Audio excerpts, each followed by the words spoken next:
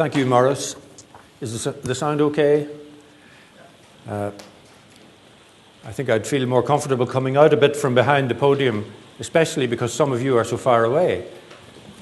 So if you won't come to me, I'll come to you. But you'll notice that I put in an S after relationship, and it'll become clear why I did that. The first thing I want to do is just say to you that I've been involved in youth work all my life in one way or another, or almost all my life. Certainly since the age of about 7 or 8, when I first became a participant or a member in a local youth group. And then I became a co-founding member of a new local youth project in my area, and subsequently became a volunteer and then a paid worker. And over the years, I got more involved in the areas of policy development nationally and internationally. And for many, many years now, I've been based in Maynooth in the university as an educator and trainer of youth workers in the Department of Applied Social Studies, where we combine teaching and training in youth work and community development with more conventional academic social policy teaching and research. And we think the two are, of course, mutually beneficial. But before going any further, I just want to check in a little bit with you as to what you think youth work is. So I'll ask for a show of hands on a few statements, please. How many would agree that youth work is a part of social care?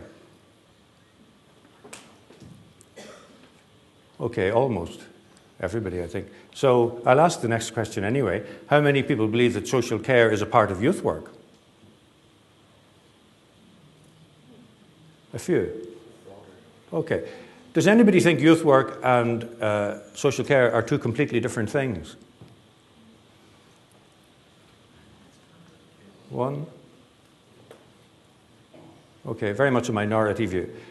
All right, so that helps, I think, to establish one or two things at the outset. And what I think will become clearer, that it partly depends on what we mean by the terms themselves. And the terms are defined differently in different places.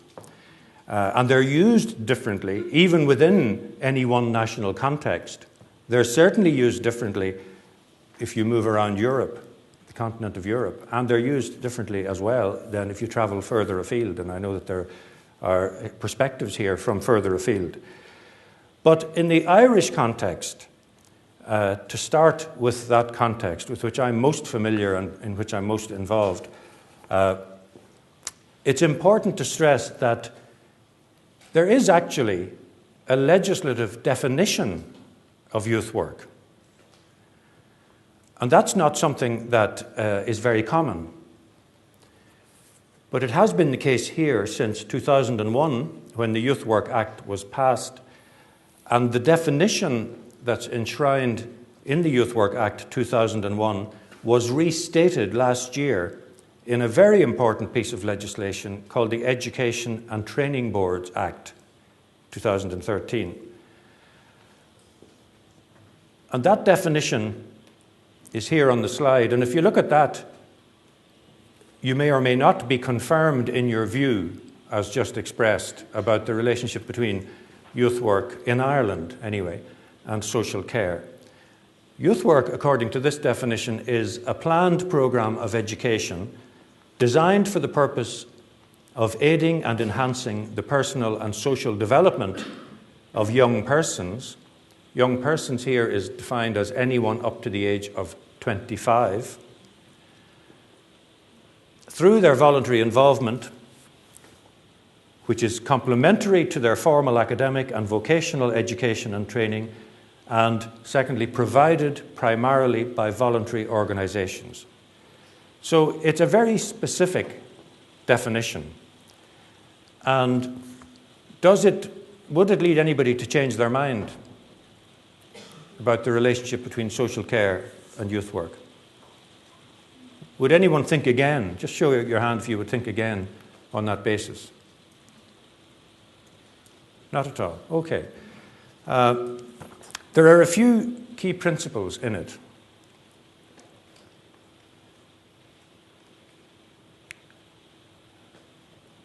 Firstly, youth work is primarily about education and development. That's essentially what it is. And institutionally and administratively, when youth work has been practiced and provided for and supported through public funding in the Irish context, it has been as a form of non-formal or informal or sometimes out-of-school education. And within the educational systems, it has been the vocational education committees here who have taken the lead in supporting voluntary organisations over the years. Secondly, we immediately begin to touch on relationship here because the legislative definition enshrines the principle of young people's voluntary involvement. And this is a crucial feature of the youth work experience and the youth work offer and the attractiveness of youth work from a young person's point of view. They are there because and only because they want to be there. They can take it or leave it, which is at once one of the great challenges for a youth worker and one of the great opportunities. Because if somebody is there only because they want to be there, all kinds of things become possible. And thirdly, and very significantly, and this is partly why I was surprised nobody showed any inclination to reconsider their view when I asked you a moment ago, according to the definition of youth work, the role of voluntary organisations is primary. And voluntary organisations, as they have evolved in Ireland, have relied enormously on the contribution of individual volunteers. So still today, the majority of those who would call themselves youth workers in Ireland are volunteers.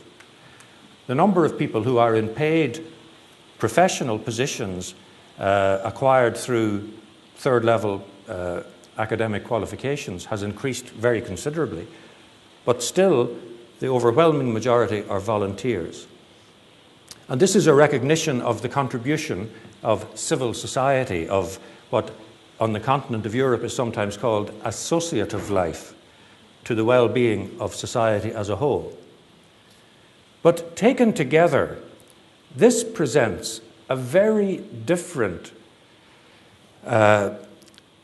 statement to one which says that there is an obligation on the state to care for those of its members who cannot be cared for within the context of their own family. So it is a different orientation to working with young people, to relating to young people, to the one that primarily characterizes the social care setting. That's not to say that practitioners can't bring many of the same qualities, many of the same commitments, many of the same values. They do, in fact, of course. But within the public administration and from a legislative point of view, youth work and social care have evolved and developed separately, and they are located separately in terms of public administration and policy. Whether they should come closer together is another thing. My own view is that they could and that they probably will, and I'll come back to that at the end.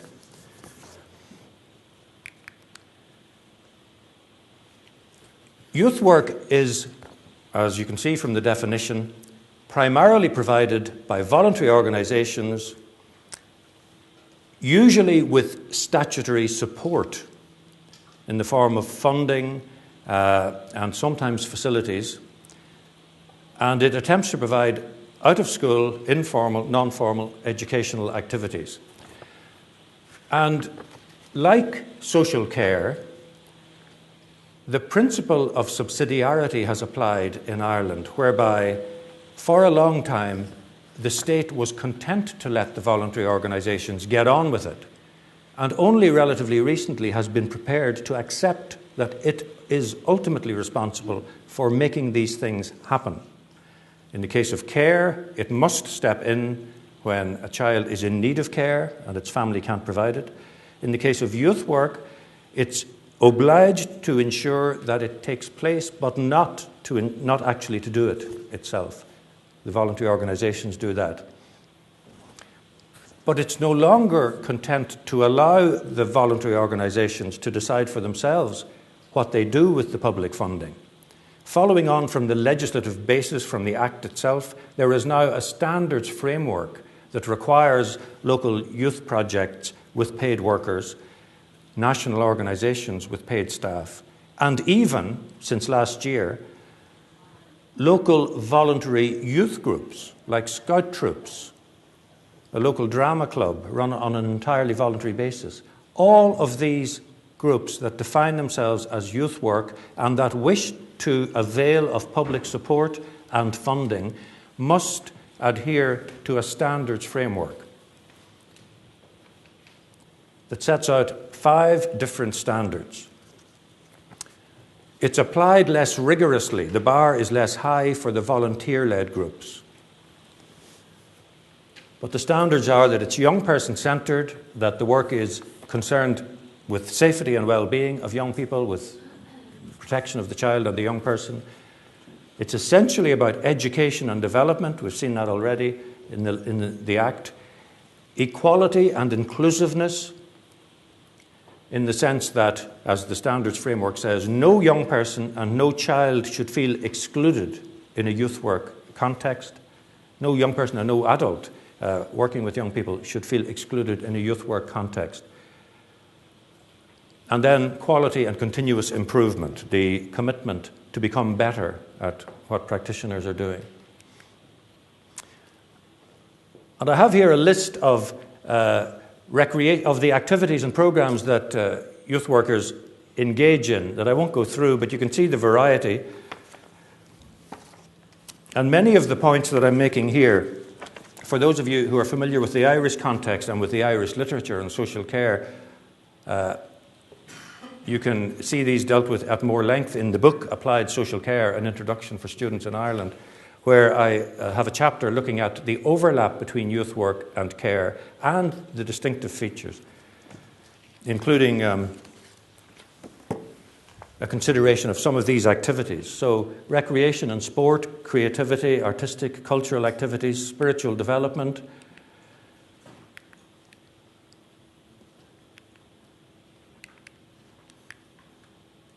sorry.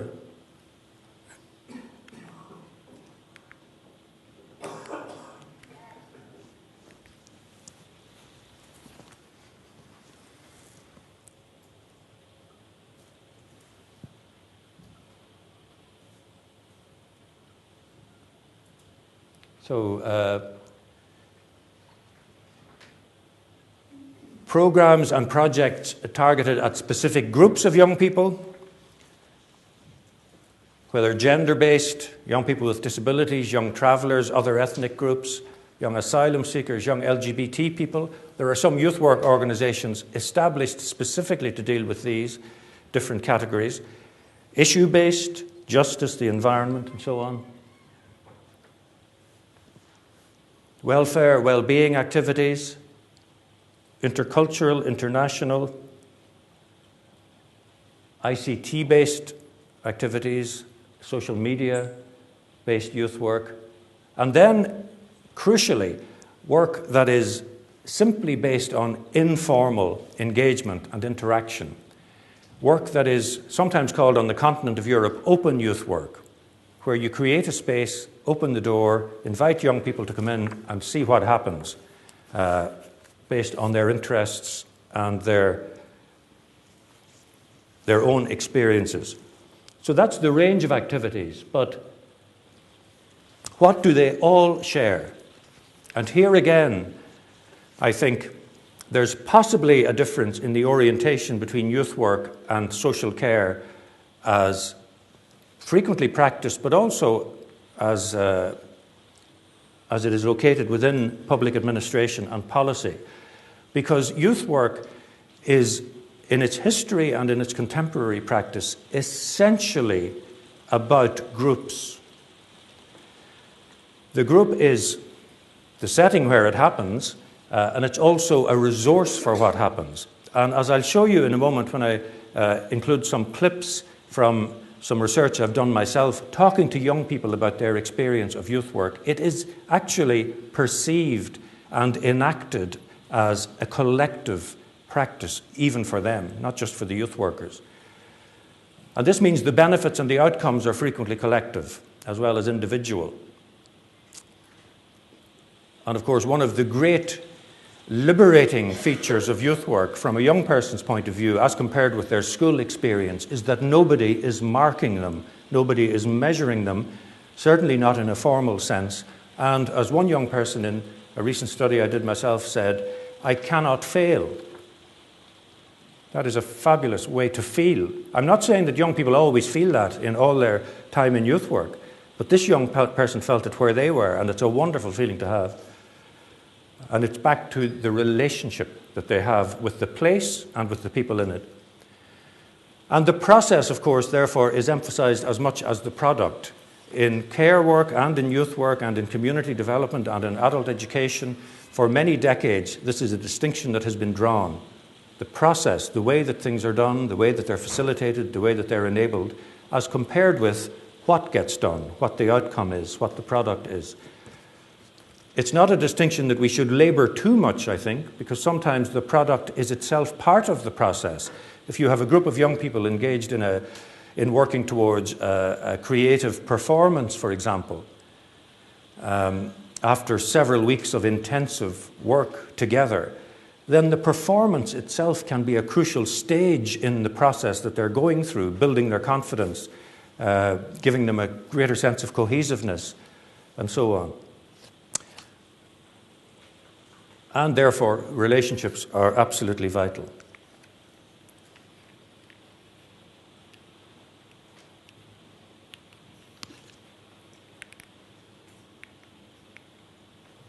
No, we're not going to manage with that, I think. And relationships here, as I mentioned at the outset, are multiple. There are the relationships between the young people themselves, because it's such a collective experience, between the young people and the youth workers, which young people themselves consistently highlight as being unlike the other relationships they have with other adults in their lives. Between youth workers, and even between different types of youth workers. If you've got workers there who are paid and some who are unpaid, that creates a certain dynamic that has to be managed. Between young people in the community, and between youth work and other forms of practice and provision. I'll come back to that at the end.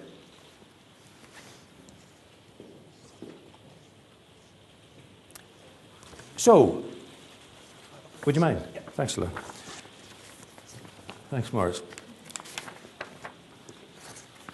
I thought it would be helpful to throw some additional light on this from the perspective of the experts, namely the youth workers and the young people themselves, to show you a few quotes from graphics and quotes from a study I did with a colleague, Anna Gunning, a few years ago, where we picked 5 sites around the country and did an intensive study in each, involving some observation, some focus groups, some interviews, and some short survey questionnaire data collection, as a way of trying to get closer to the heart of what is it that happens when youth work is being done well. And these weren't randomly selected sites. This wasn't a case of trying to get a representative sample of youth work in Ireland. These were chosen on the basis that they had a reputation for good practice, highly popular with young people, well regarded by other professionals and by the state, which has been funding them. When we asked the workers themselves what they thought was distinctive about youth work, relationship featured. This was in response to an open-ended question, so we analysed the responses and categorised them as follows. Relationship appears in the top 5. It comes 5th, but in fact, if you look at the ones that come above it, they all, in one way or another, touch on the nature of the youth work relationship. But this is simply based on the spontaneous responses of the workers themselves when asked, what is it that's distinctive about what you do? However, if we look at that by gender, there were some interesting differences, and this is a feature of youth work, as with other types of social professional practice, that isn't perhaps sufficiently well explored. The gender dimension of what people bring to it and what they seek from it and what they do while they're in it. So if you look at the distinctive nature of youth work as broken down by gender, the relationship side of it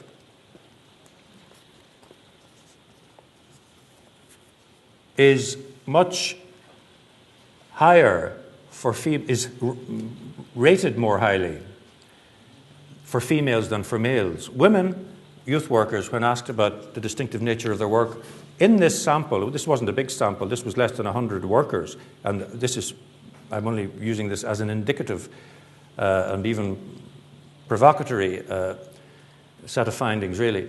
But women youth workers were much more likely to highlight the relationships as a distinctive feature of what they were doing than men. Almost twice as likely. Men were much more likely to mention the nature of the activities that they engaged in as being distinctive. There's something kind of traditionally stereotypical about that finding, I think. When we asked them about what was rewarding, again there was a difference. The relationships for women, mentioned in almost 40% of cases, as compared with 7% of the men. Huge difference in the terms in which they identified rewards in the work. And then when we asked, alternatively, in contrast, the men were much more likely to focus on young people's achievements from the work as what they found gratifying. And then when we asked them what was challenging, another interesting difference. The women much more likely to refer to the behavior of young people as a key challenge. The men much more likely to couch it in terms of it being a difficult job, but not focus so much on the behavior of the young people. So all we would conclude from this, and I wouldn't make too much of it given the size of the sample, there is certainly a value in probing a little more deeply into the gender dimension of practice and of perception among youth workers.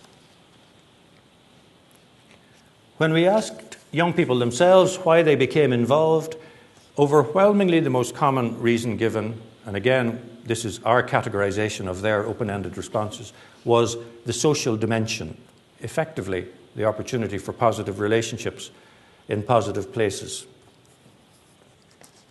And some qualitative expressions of that. The notion of safety came up very frequently, but it was interesting how this term was used. Safety commonly refers to absence of harm, whereas here, what it tended to mean more was feeling comfortable, being free from hassle. So this young woman here, Kira, talks about a safe environment, which is one where you wouldn't be hassled. At the end of the day, a young fellow says, it's your sitting room. So that's a lovely expression of the homeliness of a positive youth work space. The voluntary participation itself, noted by the young people. If you want to do it in the youth project, they would encourage you to do it, but it's up to yourself whether you actually want to do it or not. And yet, a further point that was made in these interviews and focus groups by the young people that they very much appreciated was that despite the fact that it's voluntary on their part to be there in the first place, and secondly, to participate in activities, the youth workers didn't just accept their decision to participate or not at face value. So we heard stories about youth workers taking great steps, making efforts to go to contact young people who hadn't turned up for a day trip, let's say, or some event that they had said they would participate in, and they didn't show. And rather than simply accept that as a free choice on their part, the youth workers pushed it a bit frequently to say, are you sure you don't want to participate? Are you sure you don't want to get out of bed? Come on, make an effort. And that in itself was appreciated by the young people. And I think it's another one that would resonate with many people who work in social care settings.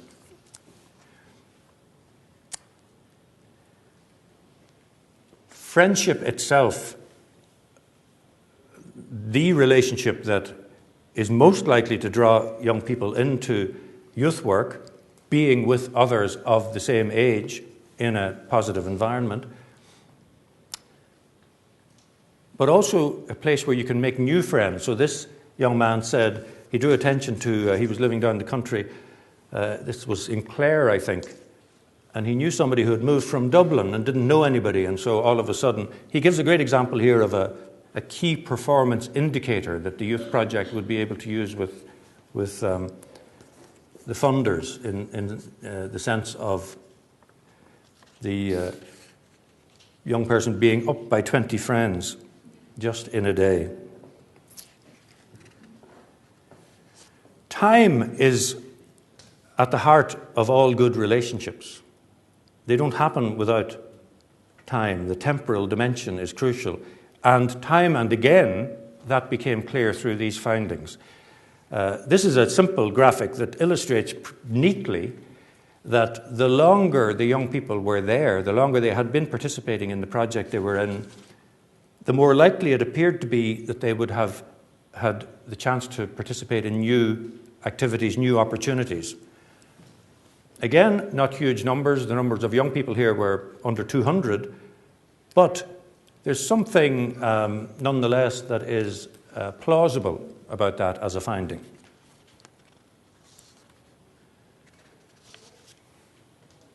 And a couple of other points that seemed to bear witness to very positive developmental relationships in these youth work projects. One was the self-consciousness that can develop in young people about the nature of their own learning and about the process of learning that is taking place. This young woman starts by saying, you don't even know what's happening. It's just, we learned how to cook and we didn't realize it. And she goes on to give examples of all kinds of other things that she has learned to do. And she's saying you don't know what's happening, but in fact she is drawing attention to the process. She has become aware of the fact that something does happen sometimes, even when you don't know it. So there is a kind of an emerging reflexivity, or an emergent reflexivity. And it's happening, they say, she says herself again, in a positive environment because it's more relaxed and you're not under pressure. And this is a case in another group where a young man, when asked to give an example of what he had learned through his participation in youth work, gave as good a one as you could come up with. He said, this, I've learned how to do this. So we asked him, how had he become more mature? It was through gaining more confidence. And his friend Niamh said, more confidence to talk to people and talk in front of people. And he said, for instance, now. So he was aware that he probably couldn't have done what he was doing there as well as he could have, as well as he did if not for youth work. And then in terms of the relationships, again, with the workers, a crucial feature of relationships between adults and young people in all the social professions is authority. And in youth work, particularly because of the voluntary nature of young people's involvement, and also because of the fact that so many of the adults are there on a voluntary basis, sometimes managing those authority relationships are quite difficult. And there's a tension for workers between, on the one hand, seeing it as a positive thing if young people see you as their friend, because how could that not be good? But on the other hand, realizing that that presents dangers in itself, pitfalls at least in itself. And this, I think, is quite an articulate attempt on the part of the young people themselves to grapple with some of those issues, because they're clearly in very positive relationships with the youth workers, clearly inclined to see them as friends, sort of, certainly as very friendly, but also aware that there is an authority relationship there. And this is a testament to the workers who have managed to build this positive authority relationship. And so at the end of it I said, so they do have authority then? And Carol says, yeah, they do. And I said, you recognize and respect that? And Joe says, there's a line. And as he said it, he kind of drew it with his hand. A line, and you know that that line is there. And I mentioned earlier that you'll have seen it already in some of these slides, that the young people very often talk about us. We did that, we did the other. They asked us to do this, they wouldn't let us do this. They have a very strong sense of themselves as being there as a group together. So youth work, as practiced well, I would say, is not a highly individualized intervention. And that gets reflected as well in how decisions get made, because young people are actively invited to participate in the decision makings. And here is an example of that.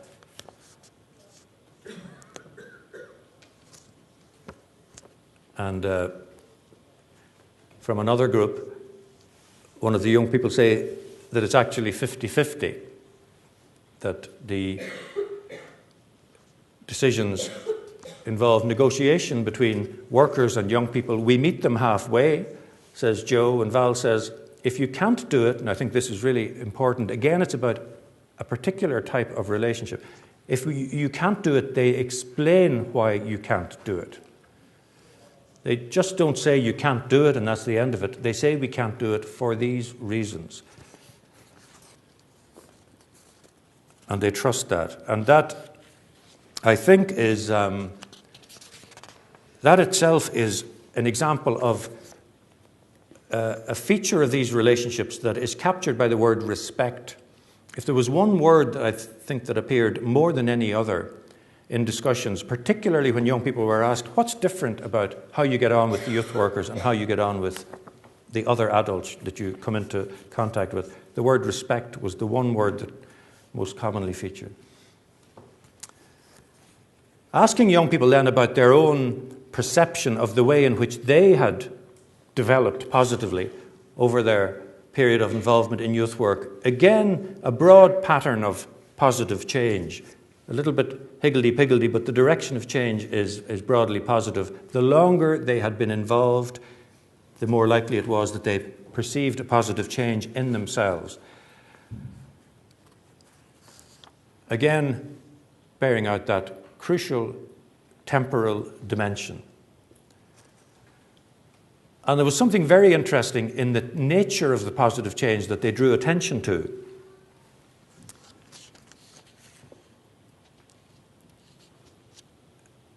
It's hard for you to make any sense of that, I know, but in that graphic, there's a movement, broadly speaking, away from an identification of social skills as the key thing I'm getting from my involvement, towards an identification of personal qualities like confidence, self-esteem, and so on, the longer the young people have been involved. And again, without wanting to make too much of findings based on a relatively small sample, I think there's something plausible in this, that when you're experiencing something for the first time, maybe what you're most conscious of is your possession or lack of possession of social skills. Am I managing to get on with people? Am I managing to fit in? But then the longer you're involved, the more relaxed you can become about that, and the more you can focus on what you can gain from this for yourself, the opportunities that it presents to you once you've begun to feel a little more comfortable as a valued member of the group.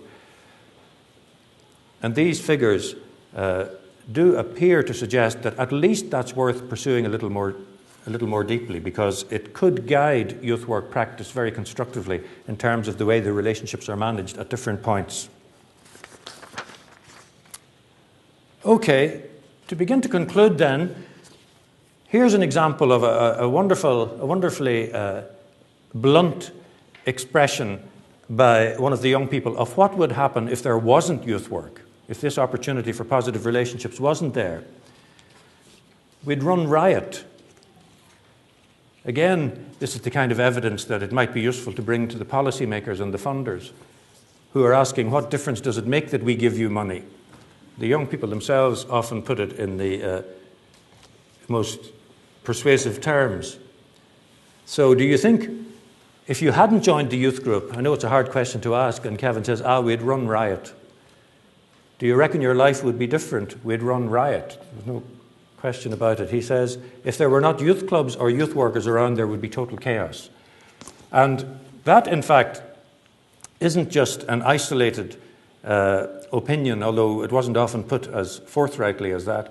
But there was a tendency for the young people, while you could sense that at the heart of it, they were getting the same positive things out of the youth work relationship as the youth workers described themselves as trying to facilitate. Nonetheless, one important difference was that the young people described the outcomes often in more diversionary terms. It keeps us off the streets. It keeps us out of trouble. What would we be up to if we weren't here? Or, it's sometimes rather poignant opinions were expressed or experiences were expressed, as when one young man who was 15 said, I gave up the booze when I became a member here, sounding like someone who had lived a long, long life of trouble. But that in itself is an expression, I think, of the young people's appreciation of the risk, perhaps, that they were confronting and to which youth work was a response. And then the last, we can skip over these two, Maurice, that's fine. Those are just another couple that attempt to capture the lengthy nature of the process that is required to be facilitated in order for the most valuable youth work outcomes to be achieved. It takes time. And that is something that the policy environment and the funding environment cannot easily accommodate, because funders and policymakers, completely understandably, like to get short-term indicators of success. And youth work, like good care work, like good work in all the social professions, takes time. I thought it was worth mentioning, just to conclude, because I did say that a number of types of relationships are at issue here. And one of them is the relationship between youth work and other types of work with young people. And it's worth mentioning, therefore, the new National Policy Framework for Children and Young People, just published. The Irish Policy Framework launched last April. And this will be the basis for a number of further strategies, one for the early years, one for children and young people's participation, and a national youth strategy, which will come up with much more detailed steps designed to achieve a number of outcomes. The principles underpinning it are here. We can move on from that. And then the 5 outcomes are here. Most of you, certainly those of you who are living or working in Ireland, will be familiar with these. But the idea is that everyone who is working with or in the interests of children and young people is called upon to address these outcomes and to ask themselves, in what way is my work, our work, contributing to the achievement of these outcomes? And what could we be doing to try to ensure that our work is better tailored to the achievement of these outcomes? So it's an overarching whole-of-government framework, but not just whole-of-government. The whole-of-government dimension is reflected in the fact that a different government department is taking the lead for each of these outcomes. But it's not just whole-of-government, because it also calls on civil society as a partner, and it calls on children and young people themselves as partners to say, how can these be achieved?